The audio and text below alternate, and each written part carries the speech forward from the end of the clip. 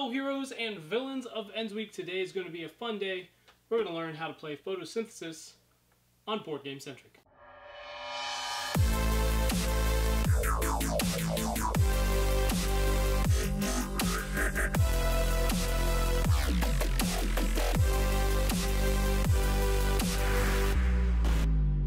What's up guys, I'm Michael, and today I'm going to teach you guys how to play Photosynthesis.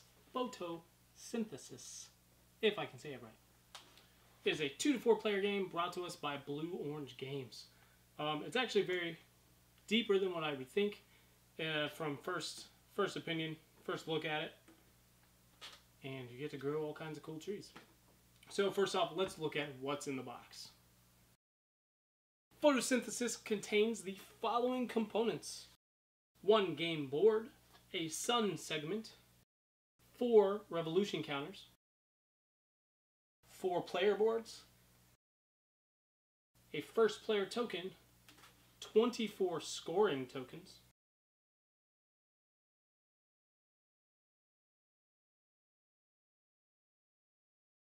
four light point trackers, 24 seed tokens. There are 6 of each kind.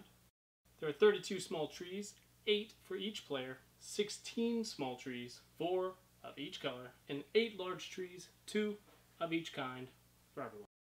Photosynthesis is a game where each player takes turns growing their trees from seedlings to full-grown trees to score points.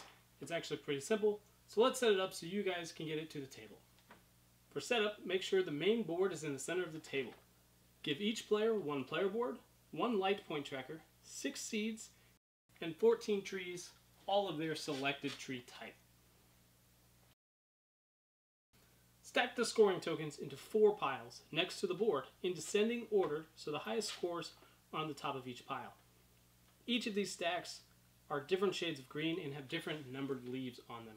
On each player board, place 4 seeds, 4 small trees, 3 medium trees, and 2 large trees on the corresponding open spaces.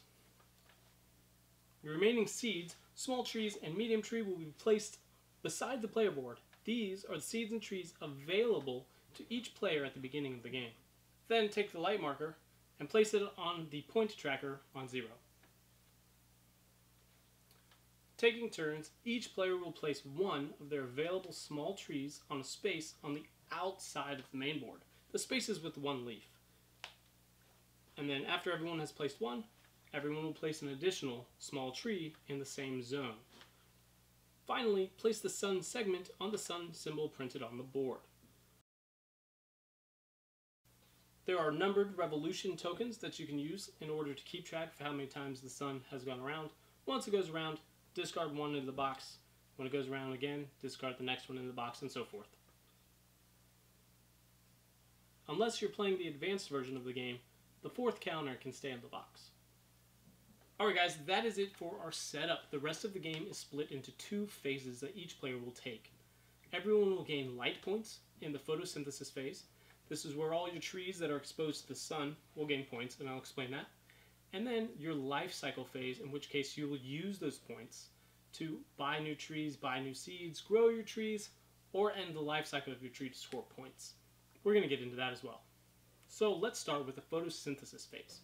Excluding the very first turn of the game, the player with the first player token moves the sun segment clockwise to the next angle on the hexagonal board.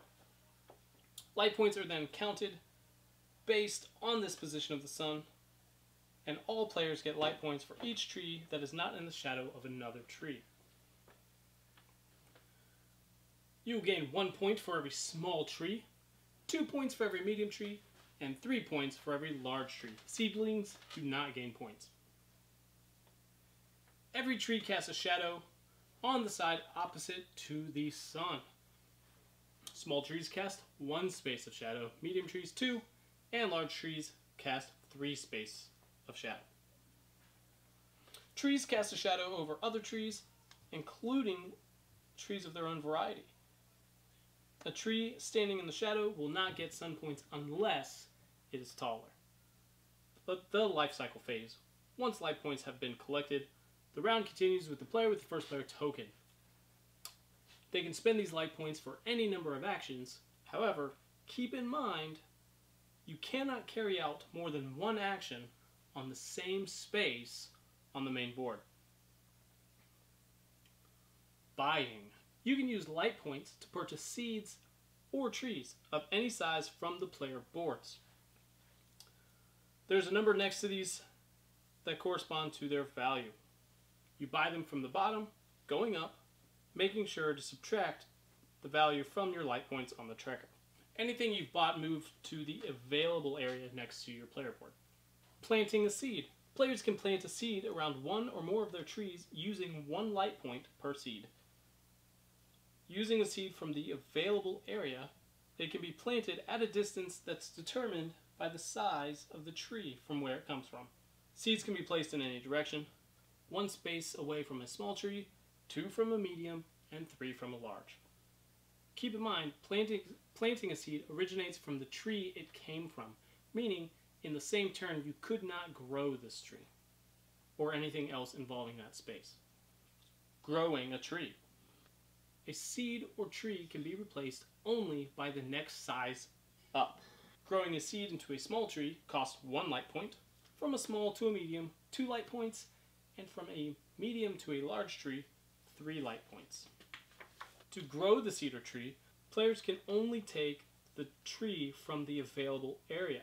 Trees and seeds that are replaced from the main board are then placed back on the player board, on the topmost space available.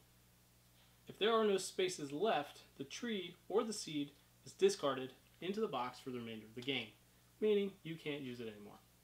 Collecting. Finally, players can choose to collect scoring tokens by ending the life cycle of their large trees. This costs 4 light points. The large tree is removed from the main board and placed on the topmost available space on the player board. The player then collects the scoring token that is on the top of the pile that matches the type of soil where the large tree was planted. If there are no tokens in that pile, the player takes the top token of the next pile. And that's it, guys. That is pretty much how you play. It will continue around in a round style. When the last player finishes, you'll pass the first player token to the next player and start over again with a photosynthesis phase. The game will end when the sun completes 3 revolutions around the board, unless playing with that variation. And then you will add up your player points, your player tokens that you've earned from ending the life cycle of large trees, and for any unused life points, for every 3 you'll earn an additional point. Player with most points ends wins. And that's it. That is photosynthesis. As I said, there are a couple variations. One, you can add a 4th rotation for the sun to go around the board, which makes the game a little bit longer. And you can also change it to where seedlings and trees cannot be grown up to the next size if they're in the shadow of a tree, which would make it pretty hard. That is it, guys. Thanks for watching. I hope you enjoyed this how to play. Hopefully you'll get this game to your table. We had a blast playing it. It was a lot of fun. Please remember, like, share, leave a comment in the description below. Please let us know what game you would like to learn to play or something you'd like to see us open up and then learn to play. And remember, guys, it's all in the box. See ya!